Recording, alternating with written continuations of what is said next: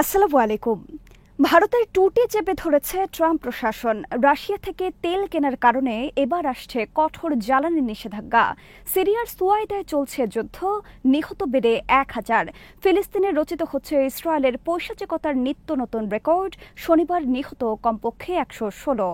পুতিনের সাথে বৈঠকে বসার প্রস্তাব জেলেনস্কির। ভারত পাকিস্তান যুদ্ধ নিয়ে আবারও নয়াদিল্লির মুখে চুনকালি মাখলেন ডোনাল্ড ট্রাম্প। বিডিভিউস এন্টারটেইনমেন্টে স্বাগত জানাচ্ছি আমি ফাহাদিয়া মিতু। আজ জানাবো প্রতিরক্ষা সংক্রান্ত গুরুত্বপূর্ণ কিছু খবর। ভারতে টুটি চেপে ধরেছে ট্রাম্প প্রশাসন। শুল্ক যুদ্ধের পর এবার আসছে কঠোর জ্বালানি নিষেধাজ্ঞা। আর এই নিষেধাজ্ঞা আসছে রাশিয়া থেকে জ্বালানি তেল কেনার কারণে। নিষেধাজ্ঞা এড়াতে ভারতকে বন্ধ করতে হবে রাশিয়া থেকে জ্বালানি তেল কেনা। এর ফলে ব্যাপকভাবে বাড়বে ভারতে জ্বালানি তেলের দাম। যুক্তরাষ্ট্রের ২৭% শুল্ক আরোপের পর তেলের দাম বৃদ্ধির ফলে বড় ধরনের ঝড় আসতে যাচ্ছে ভারতের অর্থনীতিতে। এ নিয়ে দিশেহারা এখন মোদি সরকার। সার্বিক পরিস্থিতিতে নয়াদিল্লি নতি স্বীকার করতে যাচ্ছে ট্রাম্প প্রশাসনের কাছে। ইউক্রেন যুদ্ধের কারণে ভারত রাশিয়া থেকে প্রচলিত বাজার দরের তুলনায় ৩০% কম দামে জ্বালানি তেল কিনেছে গত ৩.৫ বছর ধরে। কিন্তু এই সুযোগ আর থাকছে না ভারতের জন্য। যুক্তরাষ্ট্রের প্রেসিডেন্ট ডোনাল্ড ট্রাম্প বলেছেন, নিষেধাজ্ঞা উপেক্ষা করে যারা রাশিয়া থেকে জ্বালানি তেল কিনবে তাদের বিরুদ্ধে ১০০% পর্যন্ত সেকেন্ডারি শুল্ক আরোপ করা হবে। এর ফলে যুক্তরাষ্ট্রের যেসব প্রতিষ্ঠান ভারত থেকে কোনো পণ্য আমদানি করবে তাদেরকে অতিরিক্ত ১০০% শুল্ক দিতে হবে যুক্তরাষ্ট্রকে। গত ১৬ জুলাই ভারত, চীন এবং ব্রাজিলের বিরুদ্ধে একই হুঁশিয়ারি দিয়েছেন ন্যাটো মহাসচিব মার্ক রুটে।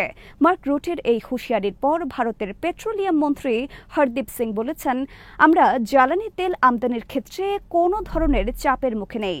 রাশিয়া থেকে তেল আমদানির ক্ষেত্রে কোনো সমস্যা হলে ভারতে তার কোনো প্রভাব পড়বে না, কারণ ভারত কোনো একটি দেশ থেকে জ্বালানি আমদানি করে না। আমাদের আরও বিকল্প উৎস আছে।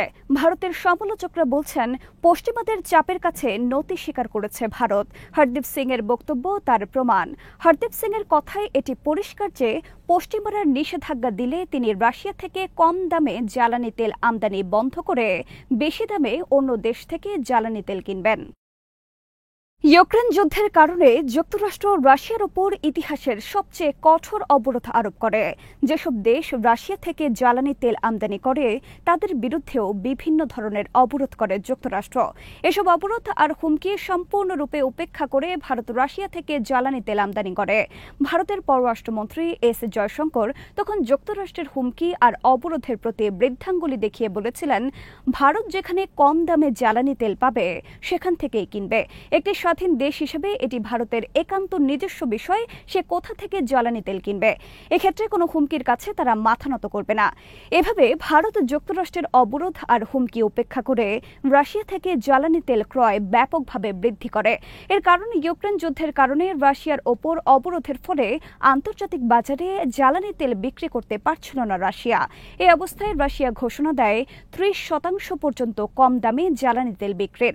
এই প্রস্তাব ঝাঁপিয়ে পড়ে লুফে নেয় ভারত, কারণ ইউক্রেন যুদ্ধের আগে করোনার কারণে লণ্ডভণ্ড হয়ে পড়েছিল ভারতের অর্থনীতি।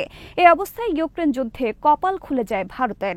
যেখানে ইউক্রেন যুদ্ধের আগে ভারত রাশিয়া থেকে বছরে $২.৫ বিলিয়ন মূল্যের জ্বালানি তেল কিনত, সেখানে ইউক্রেন যুদ্ধ শুরুর পর ভারত রাশিয়া থেকে বছরে $৩১ বিলিয়ন জ্বালানি তেল কিনেছে ২০২২-২৩ সালে। ভারত এবং আন্তর্জাতিক বিভিন্ন সংস্থার তথ্য অনুসারে ২০২২ সালে ফেব্রুয়ারি মাসে ইউক্রেন যুদ্ধ শুরুর পর ২০২৫ সালের মার্চ মাস পর্যন্ত ভারত যত জ্বালানি তেল আমদানি করেছে তার অর্ধেকের বেশি আমদানি করেছে রাশিয়া থেকে। এ সময়ের মধ্যে ভারত $২৩৮ বিলিয়ন মূল্যের অপরিশোধিত জ্বালানি তেল আমদানি করেছে। এর মধ্যে $১২১ বিলিয়ন জ্বালানি তেল আমদানি করেছে রাশিয়া থেকে।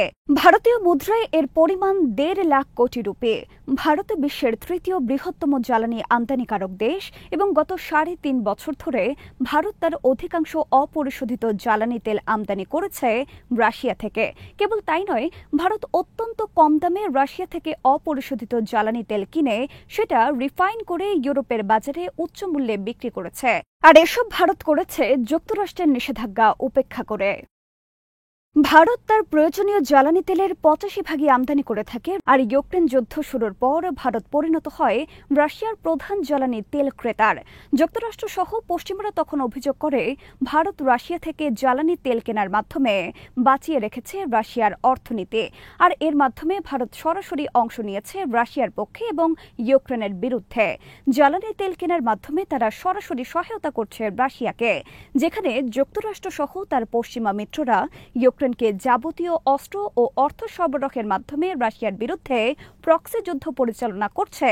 সেখানে ভারতের এমন আচরণে ভীষণ ক্ষুব্ধ হয় যুক্তরাষ্ট্র সহ পশ্চিমা বিশ্ব।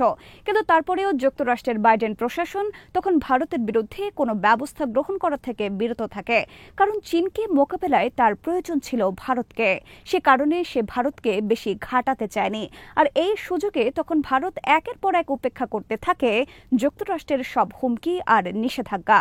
কেবল জ্বালানি তেল নয়, নিষেধাজ্ঞা উপেক্ষা করে ভারত ২০২১ সালে রাশিয়া থেকে সংগ্রহ করে S-400 মিসাইল সিস্টেম। এসবের কারণে তখন নয়াদিল্লি ওয়াশিংটন সম্পর্ক ব্যাপক টানাপোড়েন চলে এবং তিক্ত আকার ধারণ করে। এ অবস্থায় নয়াদিল্লি মনে করেছিল বাইডেনের পরিবর্তে ডোনাল্ড ট্রাম্প বিজয়ী হলে ওয়াশিংটনের সাথে তাদের সম্পর্কের উন্নতি হবে, কারণ ট্রাম্প ইউক্রেন যুদ্ধের ঘোরতর বিরুদ্ধে এবং পুতিনের একজন ভক্ত। কিন্তু ট্রাম্পের বিজয় যে ভারতের জন্য এমন হিতে বিপরীত হবে তা কল্পনাও করতে পারেনি নয়াদিল্লি। ট্রাম্প বিজয় হওয়ার পর থেকেই ভারতের বিরুদ্ধে একের পর এক কঠোর অবস্থানে নয়াদিল্লি যেন চোখে সর্ষে ফুল দেখতে থাকে।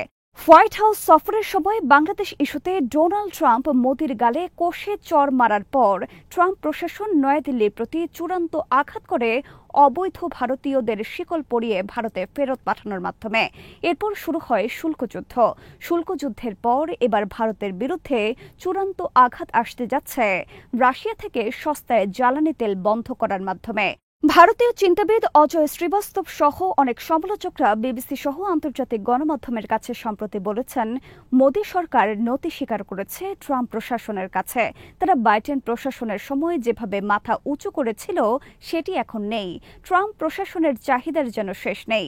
ওয়াশিংটন থেকে একের পর এক বল ছুটে আসছে ভারতের দিকে, আর সেটা মোকাবেলায় দিশেহারা মোদী সরকার। ডোনাল্ড ট্রাম্পের বিজয়ে উল্লাসে ফেটে পড়েছিল ভারতের মোদীর নেতৃত্বাধীন বিজেপি সরকার আর উগ্র হিন্দুবাদীরা।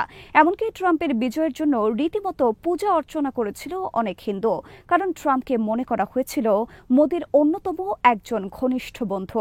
এই অবস্থায় মনে করা হয়েছিল ট্রাম্প যুক্তরাষ্ট্রের প্রেসিডেন্ট নির্বাচিত হলে ভারত বাংলাদেশ সহ বিভিন্ন ইস্যুতে খুবই সুবিধাজনক অবস্থানে পৌঁছে যাবে। কিন্তু সেই ট্রাম্প প্রশাসন এখন ভারতের ত্রুটি চেপে ধরায় ভীষণ হতাশ নয়, বরং দিশেহারা হয়ে পড়েছে ভারতের মোদী সরকার। ভারত পাকিস্তানের সর্বশেষ যুদ্ধ নিয়ে আবার ভারতের মুখে চুনকালি মেখে দিলেন যুক্তরাষ্ট্রের প্রেসিডেন্ট ডোনাল্ড ট্রাম্প। ট্রাম্প বলেছেন, ভারত পাকিস্তান যুদ্ধের সময় ৫টি যুদ্ধ বিমান ভূপাতিত হয়েছে। বিমানগুলো আকাশেই গুলি করে ভূপাতিত করা হয়। ৪ থেকে ৫টি, তবে আমার মনে হয় ৫টি যুদ্ধ বিমান ভূপাতিত হয়েছে। গত শুক্রবার হোয়াইট হাউসের রিপাবলিকান কয়েকজন কংগ্রেসম্যানের সাথে ডিনারের সময় এই মন্তব্য করেন ডোনাল্ড ট্রাম্প। ৬ মে মধ্যরাতের পর ভারত পাকিস্তানের ওপর আক্রমণ করলে সাথে সাথে কঠোর জবাব দেয় পাকিস্তান। মাত্র ৫ ঘন্টার মধ্যে পাকিস্তান ভারতের ৫টি যুদ্ধ বিমান ভূপাতিত করার দাবি করে। কিন্তু ভারত সরকারের পক্ষ থেকে এখন অবধি যুদ্ধ বিমান খোয়া যাওয়ার বিষয়ে কিছুই বলা হয়নি, বরং তারা পাকিস্তানের বিরুদ্ধে যুদ্ধ জয়ের ঢোল পিটিয়ে আসছে এখনো। কিন্তু ভারতের সেনা সর্বাধিনায়ক অনিল চৌহান সহ বেশ কয়েকজন সেনা কর্মকর্তা ইতোমধ্যে স্বীকার করেছেন যুদ্ধে ভারতের যুদ্ধ বিমান ভূপাতিত হয়েছে।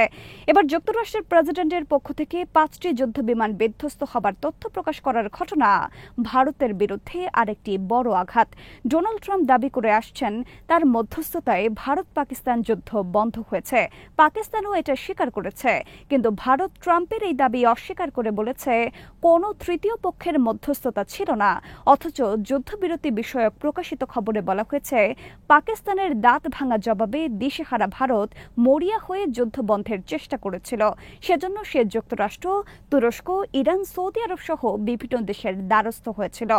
ট্রাম্পের পক্ষ থেকে ৫টি যুদ্ধবিমান ধ্বংস হবার মন্তব্য করার পর আরেক দফা চাপের মুখে পড়েছে মোদী সরকার। সিরিয়ার সুয়াইদা অঞ্চলে তীব্র যুদ্ধ ছড়িয়ে পড়েছে। রাস্তায় রাস্তায় এখন চলছে বিদ্রোহী কয়েকটি গ্রুপের বন্দুকধারীদের যুদ্ধ। শনিবার সিরিয়ার প্রেসিডেন্ট আহমেদ আল শারা যুদ্ধবিরতি ঘোষণার পর নতুন করে সেখানে ছড়িয়ে পড়েছে সংঘাত। সুয়াইদায় ইসরায়েলপন্থী দ্রুত সম্প্রদায়কে দমনের জন্য শনিবার থেকে সিরিয়ার বিভিন্ন বিদ্রোহী বাহিনী নতুন করে অস্ত্র হাতে তুলে নেয়। এ অবস্থায় সিরিয়ার সরকার সেখানে সেনা মোতায়েনের ঘোষণা দেয় যুদ্ধ থামানোর লক্ষ্যে। যুক্তরাষ্ট্রের মধ্যস্থতায় ইসরায়েল এটি মেনে নেয়। সিরিয়া সরকার শনিবার বলেছে তারা বিভিন্ন বিদ্রোহী বাহিনীকে নিয়ন্ত্রণে এনেছে, কিন্তু বাস্তবে সেখানে যুদ্ধ চলছে বলে জানিয়েছে বিভিন্ন আন্তর্জাতিক সংবাদ মাধ্যম। সিরিয়ার ইসরায়েলপন্থী দ্রুজ সম্প্রদায় এক সপ্তাহ আগে সুয়াইদা অঞ্চলে সংঘর্ষের সূত্রপাত করে বেদুইন এবং সিরিয়ার নতুন সরকারপন্থীদের ওপর হামলার মাধ্যমে। এই সংঘর্ষে এখন পর্যন্ত 1000-এর বেশি সিরিয়ান নিহত হয়েছে। এদিকে গাজায় রচিত হচ্ছে ইসরায়েলের পৈশাচিক বর্বরতার নতুন রেকর্ড। শনিবারও ইসরায়েল গাজায় ঠান্ডা মাথায় হত্যা করেছে কমপক্ষে 116 জন ফিলিস্তিনিকে। এর মধ্যে কমপক্ষে 26 জনকে গুলি করে হত্যা করেছে ইসরায়েল যুক্তরাষ্ট্র পরিচালিত একটি ত্রাণ শিবিরে খাবারের জন্য অপেক্ষা করার সময়। শনিবার গাজায় অনাহারে মারা গেছে কয়েক সপ্তাহের এক নবজাতক। পুতিনের সাথে বৈঠকে বসার প্রস্তাব দিয়েছেন ইউক্রেনের প্রেসিডেন্ট ভলোদিমির জেলেনস্কি। শনিবার এই প্রস্তাব দিয়ে জেলেনস্কি বলেন, কেবলমাত্র আমাদের দুজনের বৈঠকই পারে এই যুদ্ধ বন্ধ করতে। আমরা যুদ্ধ বন্ধ করতে চাই এবং আমরা এজন্য প্রস্তুত। প্রেসিডেন্ট জেলেনস্কির মেয়াদ গত বছর শেষ হয়ে গেছে। বর্তমানে তিনি জরুরি অবস্থা জারি করে দেশের দায়িত্বে রয়েছেন। রাশিয়া তাকে আর ইউক্রেনের বৈধ প্রেসিডেন্ট হিসেবে স্বীকার করে না এবং তার সাথে কোনো শান্তি চুক্তিও করতে চায় না। রাশিয়ার গণমাধ্যমের খবরে বলা হয়েছে, জেলেনস্কি তার বৈধতা নিশ্চিত করার জন্য এবার পুতিনের সাথে বসতে যাচ্ছেন। মেয়াদ শেষ হয়ে যাওয়ার পরেও রাশিয়ার প্রেসিডেন্ট পুতিন সম্প্রতি বলেছেন, আমি জেলেনস্কির সাথে আলোচনা করতে রাজি আছি, কিন্তু সমস্যা হলো শান্তি চুক্তিতে স্বাক্ষর করবে কে। আজ এখানে শেষ করছি। সমরাস্ত্র, প্রতিরক্ষা ও কূটনীতির নানা তথ্য জানতে চোখ রাখুন বিডিফিউজ ইনফোটেনমেন্টে। চ্যানেলটি ভালো লাগলে সাবস্ক্রাইব করুন, সংযুক্ত থাকুন আমাদের ফেসবুক পেজে। আল্লাহ হাফেজ।